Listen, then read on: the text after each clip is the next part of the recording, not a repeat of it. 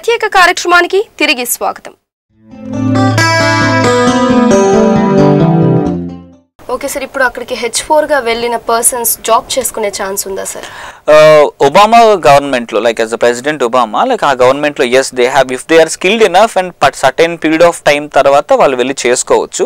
But ఇప్పుడు ఇచ్చినటువంటి rules ప్రకారం అయితే they don't have a right to go and work and all. They have to stay back because they are independence కాదు కదా, they are depending on H1B visa.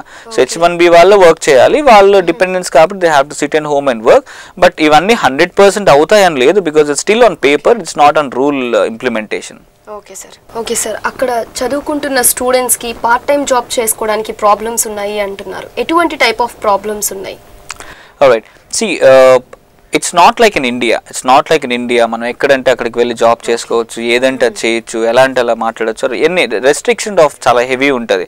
I don't say అది restrictions అని because the home land వాళ్ళు పెట్టుకున్నటువంటి security అనుకోండి what ever అలాంటివన్నీ. ఇప్పుడు part time ఖచ్చితంగా ఇప్పుడు ఎడ్యుకేషన్గా మరి చదువుకోవడానికి వెళ్తున్నాం, పేరెంట్స్ కొంత ఇన్వెస్ట్ చేస్తారు ఆర్ కొంత లోన్ తీసుకుంటారు. సో కాలేజ్ కూడా ఈవెన్ ఎంబసీ కూడా they'll give some right to work for couple of hours, వీక్కి ఒక 10 hours అని 15 hours అని మనం చదువుకున్న ఎడ్యుకేషన్ బట్టి, కాలేజ్ని బట్టి, ప్రిమిసెస్ని బట్టి, కాలేజెస్ కూడా మరి సిటీలో ఉన్నాయా లేకపోతే బయట ఉన్నాయా అనే దాన్ని బేస్ చేసుకొని ఇన్ని అవర్స్ వర్క్ చేసుకోవచ్చు అని ఉంటుంది. బికాస్ ఆ వర్క్స్ అనేది బై చెక్ పే చేస్తారు వారు నార్మల్గా. ఇప్పుడు ఇండియన్స్ అని కాదు, ఎనీబడి నాకు నార్మల్గా ఏం చేస్తారు, సార్ నాకు చెక్ అవసరం లేదు, నాకు క్యాష్ ఇచ్చేసేయండి, బట్ నాకు ఆర్కి $10 అవసరం లేదు, నాకు ఒక $5 ఇవ్వండి చాలు అని అంటారు. సో ఎంప్లాయర్ ఏమనుకుంటాడు, ఖచ్చితంగా ఓకే అబ్బాయి తక్కువగా వస్తున్నాడు, సో నేను $5 ఇచ్చేయచ్చు అని లిక్విడ్ ఇవ్వటం జరుగుతుంది. సో అన్అఫిషియల్ అయిపోతుంది. అండ్ చెక్ ఇస్తే ఏమవుతుంది, that will be added to your account కదా. So everything is accountable. So ఆ అకౌంటబుల్ ఉన్నటువంటి రిఫ్లెక్షన్స్ అన్నీ కూడాను డెఫినెట్గా పిల్లల మీద పడతాయి. అండ్ 100% వాళ్ళకి ఎబిలిటీ ఉంటే definitely they can go and work it out. కాలేజ్లోనే ఉంటాయి జాబ్స్. ఇప్పుడు బయట చెప్తున్నట్టు అందరూ పెట్రోల్ బంక్లో చేయాలి లేకపోతే ఇంకో దగ్గర చేయాలంటే ఎస్ ఆఫ్ కోర్స్ అది డిపెండ్స్. నీకు కరెక్ట్ అంటే నీడ్ అని కూడా అంటం కన్నా కూడా whatever they have the boost అని కూడా అనొచ్చు. Because if you really good enough in your education, కాలేజ్లోనే చాలా పార్ట్ టైమ్స్ ఉంటాయి. యూ హ్యావ్ లైబ్రరీయన్గా పనిచేసే వాళ్ళు ఉంటారు, అండ్ స్కాలర్ అసిస్టెన్స్ చేసే వాళ్ళు ఉంటారు, అండ్ ఇన్ఫ్యాక్ట్ చాలామంది టీచర్ అసిస్టెన్స్ చేసే వాళ్ళు ఉంటారు, అండ్ పేపర్ కరెక్షన్స్ ఉంటాయి, అసైన్మెంట్స్ కరెక్షన్స్ ఉంటాయి. There lot in the college itself because university is a too big place to work అక్కడ. సో ఎవ్రీథింగ్ నియర్ బై ఉంటే it will be too good enough for them. Okay sir, port of entry and homeland security అంటే ఏంటి sir? Good question. చాలా మందికి అంటూ ఉన్నారు ఈ మధ్య కూడా, నేను seen in lot of things like people అక్కడికి వెళ్ళి ఇమిగ్రేషన్, ఇప్పుడు మనం ఎక్కడైతే ల్యాండ్ అవుతామో the point of contact to United States ఒక 4 ఎయిర్పోర్ట్స్ ఇంటర్నేషనల్ ఎయిర్పోర్ట్స్ ఉంటాయి. అక్కడి నుంచే మనం యూఎస్లోకి వెళ్ళడానికి కుదురుతుంది, బయట నుంచి వెళ్ళడానికి కుదరదు. అంటే ఇంకొక ఆప్షన్ ఉంది, బట్ మెక్సికో నుంచి చాలా మంది వెళ్తూ ఉంటారు. ప్రాబబ్లీ అది కూడా ట్రంప్ గారు దాన్ని కూడా యూస్ చేసుకొని గెలిచారంటే కారణాలు కూడా ఉన్నాయి. బికాస్ ఆ వాల్ని ఇప్పుడు కన్స్ట్రక్ట్ చేస్తున్నారు నిజంగానే. బికాస్ ఎలా ఉంటుందంటే ఒక జనరల్ ఫెన్సింగ్ ఉంటుంది మనకు ఇండియాకి పాకిస్తాన్కి ఎలా అయితే వాల్ జనరల్ వార్డర్ ఉందో అట్లే ఉంటుంది యుఎస్కి మెక్సికో కూడా. పీపుల్ కెన్ నార్మల్గా వాకౌట్ చేసుకుని వెళ్ళిపోవచ్చు. బట్ అక్కడ నుంచి చాలా ఎక్కువ మంది వచ్చి they are working out like normal jobs కానీ, ఇంట్లో క్లీనింగ్ అని కానీ, బేబీ సిట్టింగ్ కానీ, అదర్ అన్నీ కూడా వాళ్ళే చేస్తారు. సో వీళ్ళందరినీ they wanted like to stop, వాళ్ళని ఆపాలి. కాబట్టి ఖచ్చితంగా homeland security is a security having everything. They can check out everybody, even President of India velna kuda they have rights to check. And without homeland security anything can happen. So homeland security is very important for those people also. Vallu kuda vachi chestaru, check chestaru, including mana mobiles, మన phones, even మన emails, passwords, everything అడుగుతారు. Personal information కూడా check చేస్తారు. So it doesn't mean వాళ్ళు మన ఇంటిగ్రిటీని check చేస్తున్నారని. It always we have to look it in a concept like they are looking for security reasons. So that's how it is. Right sir, H1B visa అలాగే F1 visa ఈ రెండింటికి కూడా difference ఏమైనా ఉంటుందా?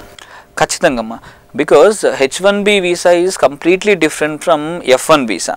F1 is an education visa. అది పిల్లలు చదువుకోవాలనుకున్నప్పుడు MBA కావచ్చు, MS కావచ్చు, ఎంఐఎస్ కావచ్చు, ఆర్ ఎనీ అదర్, ఈవెన్ ఇక్కడ బీడీఎస్ చేసి మనం అక్కడికి వెళ్ళి డిడిఎస్ చేయాలనుకున్నా కూడా దాన్ని F1 వీసానే అంటారు. F1 is nothing but education visa అనుకోవచ్చు.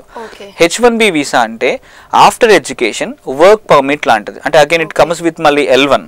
అంటే మళ్ళీ L1 తీసుకుంటే they cannot go for a permanent రెసిడెంట్గా చేసుకొని సిటిజన్షిప్ ఆఫ్ యునైటెడ్ స్టేట్స్ రాదు. కానీ H1Bగా వెళ్ళి 6 years ఉండి అండ్ దెన్ ఒక ఎంప్లాయర్ కనుక సపోర్ట్ చేస్తే డెఫినెట్లీ H1 వీసా పిక్ అయ్యే అవకాశం ఉంది అండ్ అక్కడి నుంచి కన్వర్ట్ చేసుకోవచ్చు.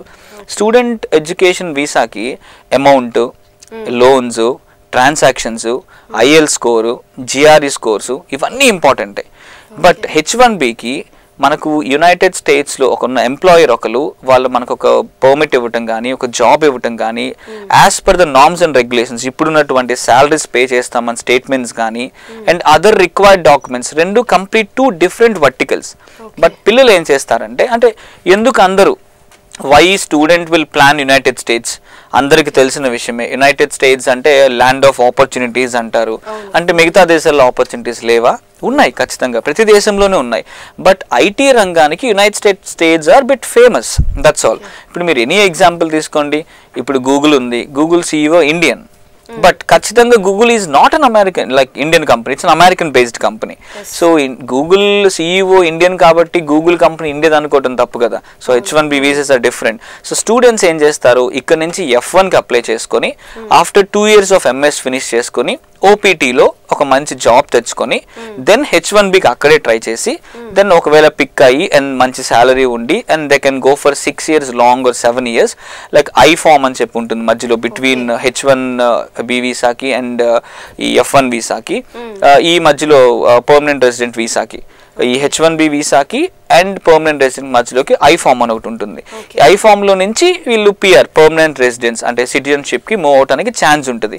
ఇప్పుడు తీసుకున్నటువంటి అన్ని అమెండ్మెంట్స్ అన్ని చేంజెస్ ఏవైతే ఉన్నాయో చాలా స్మూత్గా ప్రతి స్టూడెంట్కి ఈజీ ఉంటుంది. ఇంకా బికాజ్ ఇంతకు ముందు ఇండియాలో చదువుకొని టాలెంట్ తక్కువ ఉండి లేదా ఇంకో కంట్రీలో చదువుకొని టాలెంట్ తక్కువ ఉండి డాక్యుమెంటేషన్ ఫేక్ ఉండి ఆర్ అదర్ థింగ్స్ ఉండి చేంజ్ చేసుకున్న ప్రతివాడు ఒక పొటెన్షియల్ ఉన్నటువంటి స్టూడెంట్ కూడా కాంపిటీషన్ వస్తున్నాడు.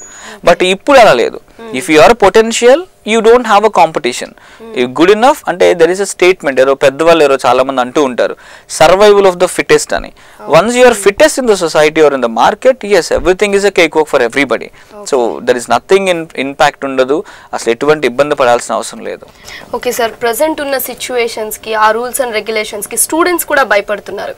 స్టూడెంట్స్ కూడా భయపడి మేము US వెళ్ళము ఇంకా వేరే కంట్రీస్ కి ఏదైనా వెళ్తాము అంటున్నారు. అలాంటి స్టూడెంట్స్ కి మీరు ఇచ్చే suggestion? Good. As we are in to the same processing of education segment, ఎడ్యుకేషన్లో మనం చాలా 3-4 years నుంచి మనం చేస్తున్నాం అన్నది సేమ్ ప్రాసెసింగ్ చేస్తాం. సో ఎడ్యుకేషన్లో అంటే అవుట్ ఆఫ్ కంట్రీ వెళ్ళాలి అనే ఆప్షన్ ఉన్నప్పుడు అది ఎందుకు వెళ్ళాలని ఫస్ట్ డిసైడ్ అవ్వాలి. నేను ఎడ్యుకేషన్కి వెళ్ళాలి, లేదు నేను మంచి టెక్నికల్ నాలెడ్జ్ తీసుకొని వెళ్ళాలి, లేదా అట్ ద సేమ్ టైం అక్కడే సెటిల్ అవ్వాలి. సో ఒక్కొక్క స్టూడెంట్కి ఒక్కొక్క డిఫరెంట్ ప్రాస్పెక్టివ్ ఉంటుంది to design abroad education. So US అనేది వాడు అక్కడికి వెళ్ళి స్టూడెంట్ అక్కడ చదవాలి అక్కడ సెటిల్ అవ్వాలనే ఆప్షన్స్ ఉన్న వాళ్ళకి కూడా ఎటువంటి ప్రాబ్లం లేదు. మీరు బాగా చదవండి, try to get good GPA because మన ఇండియన్ 100%కి క్యాలిక్యులేట్ చేస్తారు పర్సంటేజ్, బట్ అగ్రిగేట్ మొత్తం తీసుకుంటే వెస్టర్న్ అంటాం మనం దాన్ని, వరల్డ్ ఎడ్యుకేషన్ సర్వీసెస్ అంటాం, 4 GPAకి కన్వర్ట్ చేస్తారు. మన యాజ్ ఇట్ ఈజ్ క్రెడిట్స్ అన్ని తీసుకొని వెళ్ళరు. సో కన్వర్ట్ చేసినప్పుడు మీకు మంచి GPA ఉంటే మంచి కాలేజ్లో అడ్మిట్ వస్తుంది. మంచి కాలేజ్ అడ్మిట్ రావాలి అంటే మీరు IELTS కోచింగ్ GRE పర్ఫెక్ట్గా తీసుకొని మంచి స్కోర్స్ తెచ్చుకుంటే మంచి కాలేజ్ అడ్మిషన్తో పాటు ఇప్పుడు every college to encourage talent they are giving scholars. College university డైరెక్ట్గా స్కాలర్స్తో పాటుగా they are giving other senates కూడా వచ్చి they will try to invest on students for sponsoring. Because US ఎడ్యుకేషన్కి ఇండియన్ ఎడ్యుకేషన్కి బేసిక్ డిఫరెన్స్ ఏంటంటే ప్రాక్టికల్ థింకింగ్, అంత practical అంతా ఉంటుంది. సో దాని మీద ప్రాజెక్ట్స్ మీద ఇన్వెస్ట్ చేయటము, అంత స్కాలర్స్ మీద ఇన్వెస్ట్ చేయటం అంతా కూడా హెవీగా ఉంటుంది. సో అఫ్ కోర్స్ స్టూడెంట్స్ బయటికి ఆస్ట్రేలియా న్యూజిలాండ్ అంతా కూడా వెళ్తున్నారు. Every country has its own options. ఇప్పుడు మీరు నన్ను సార్ నేను మెకానికల్ చదివాను నాకు విచ్ కంట్రీ ఈస్ గుడ్ అంటే I never say US, I always say German because Germany is always the best for mechanical students. So IT sector, yes it is United States, and final conclusion I will say like definitely there is no problem for any of the student who will go for education or for H1B visa. That's what I mean. Okay sir, thank you so much. Thank you thank you so much. మా ప్రేక్షకులకు ఉండే doubts ని clarify చేసినందుకు very happy and thankful to you. Thank you so much. చూసారు కదండి సునీల్ కుమార్ గారు చెప్పిన విషయాల్ని.